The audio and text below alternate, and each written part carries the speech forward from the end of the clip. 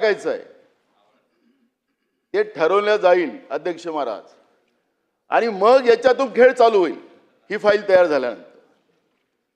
आणि मग या प्रकरणामध्ये हे जे महिलांचं शोषण झालं ते बाजूलाच राहणार आहे, पण त्याच्यानंतर हा खेळ मोठा बडा खेला महाराष्ट्र में होगा. मला मध्येच 8 दिवसाच्या पहिले आम्ही लॉबीमध्ये होतो, पत्रकार होते अध्यक्ष महाराज.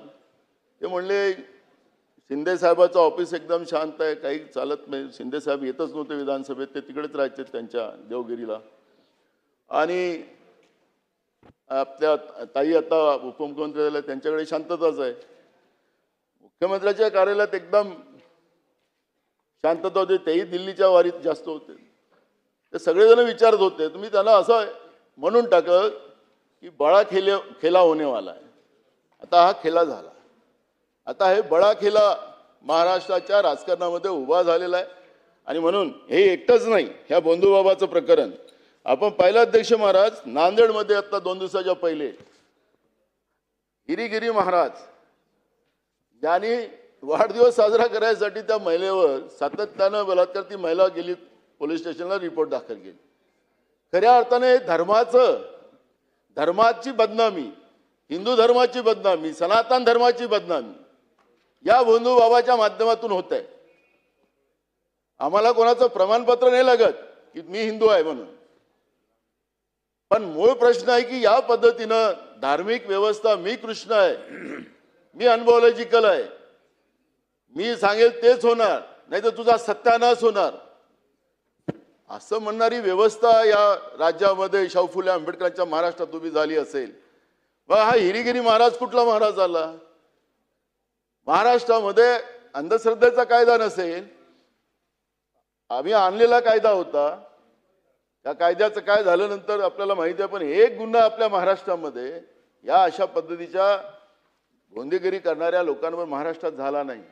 आम्ही धर्माच्या नावानं राजकारण करायला उभं झालो, पण या ठिकाणी ज्या पद्धतीनं हिंदू धर्माचा सत्यानाश करायला लागलेली ही बोवागिरी जी आहे बंधुबाबांची, त्याच्याबद्दल कडक धोरणकार सरकार स्वीकारणार काय?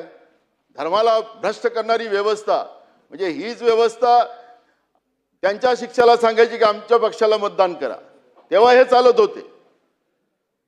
पण आज हे बंधुबाबा झाले, प्रकरण उघडकीस झालं, आणि आता हे बंधुबाबा या पद्धतीनं पुढे आलेत. आणि म्हणून या छोटासा प्रश्न नाही अध्यक्ष, हा मोठा प्रश्न आहे.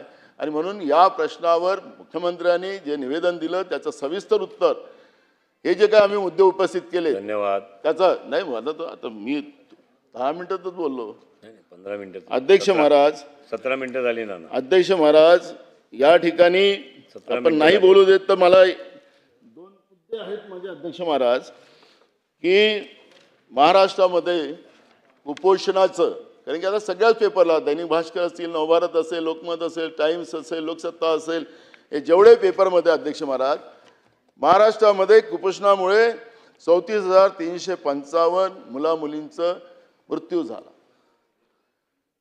आज कुपोषित बालकांची संख्या 1,14,00,000 एवढी संख्या कुपोषित बालकाची आहे.